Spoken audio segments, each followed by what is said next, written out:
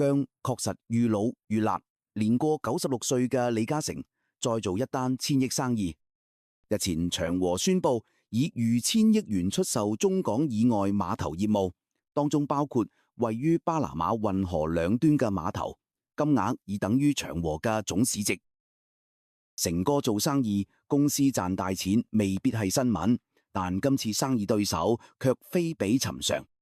表面上係美資基金貝萊德領頭嘅財團，但種種跡象顯示，美國總統特朗普先至係背後話事人。對如此猛料嘅對手，成哥卻能善價而沽，一如佢嘅眾臣啦，長和聯席董事總經理陸法蘭所描述，呢項交易係迅速、低調而又具競爭性嘅過程下進行嘅成果。事件再一次反映成哥喺國際舞台嘅影響力，以至其高超嘅政治及商業智慧。如果話成哥1000億賣產低調，其實所言不虛。事關外界一直冇風聲傳出，長和股價亦一直跑輸大市，而且交易由決策到落實，相信唔係精心部署。點解咁講？外界大多相信成哥今次決定賣碼頭，同特朗普明言收翻巴拿馬運河有關，距離至今都唔夠3個月時間。翻查資料，特朗普去年11月初勝出美國大選，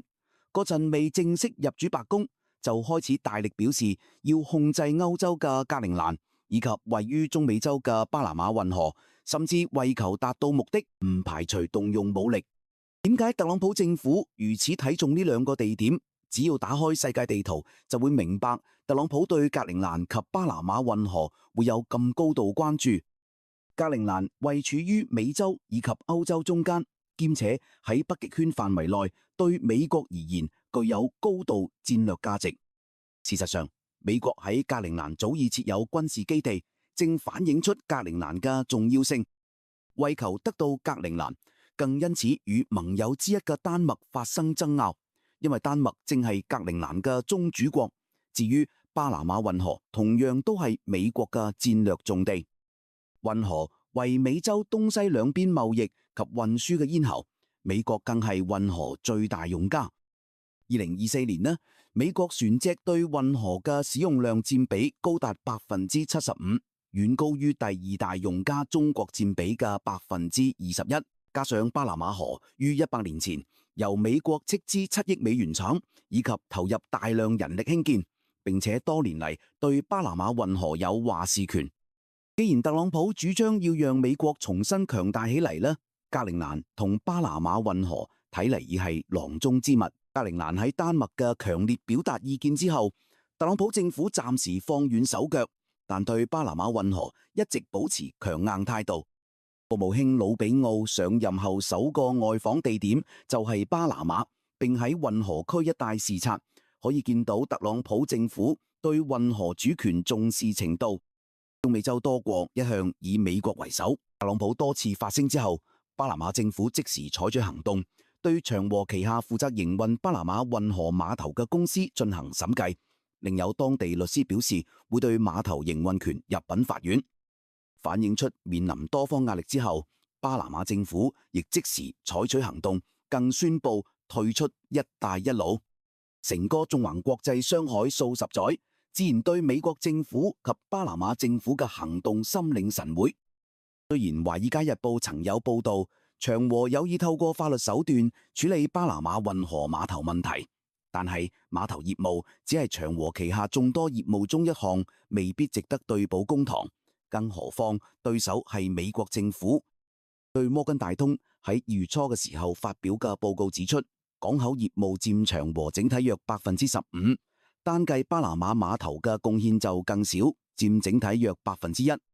就算要退出有關業務，對長和生意影響應該可以逐步消化。要關心嘅係點樣定價。如同眾多大型基建項目，碼頭業務屬大型固定投資項目之餘，並且具高戰略性，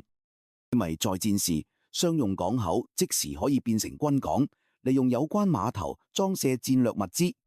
喺特朗普高舉美國利益優先嘅前提下，就算成哥想將位於巴拿馬嘅碼頭出售，亦要物色到合適嘅對手。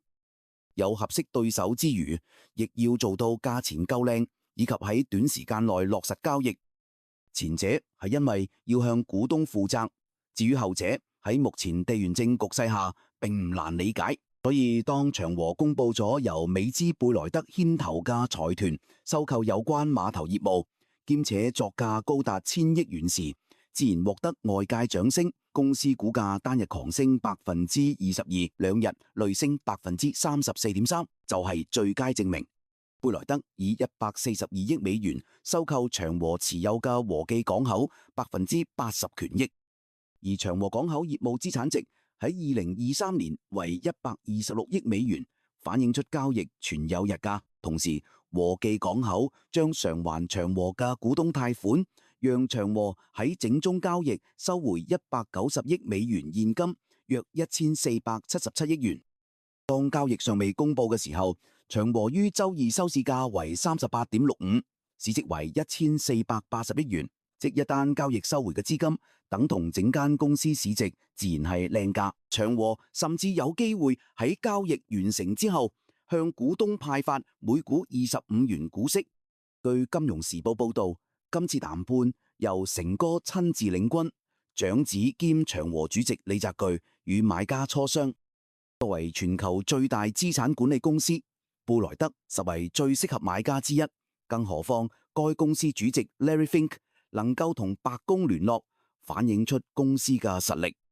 據彭博報道，貝萊德知道特朗普要收回巴拿馬運河後，Larry Fink 致電與白宮表示有意收購巴拿馬運河兩岸碼頭，屆時美國便無需透過武力手段得以控制碼頭。當交易公佈之後，特朗普便於美國國會聯席會議上發言時指出，貝萊德購入兩個碼頭係美國收回運河向前邁進嘅一步，言下之意，功勞歸佢。另一方面，要留意今次交易中有一項巧妙安排，長和向有美資背景嘅貝萊德出售多個地區碼頭業務，卻保留位於內地、深圳及香港嘅碼頭業務。咁樣安排可以話係既順得哥情，亦得嫂意。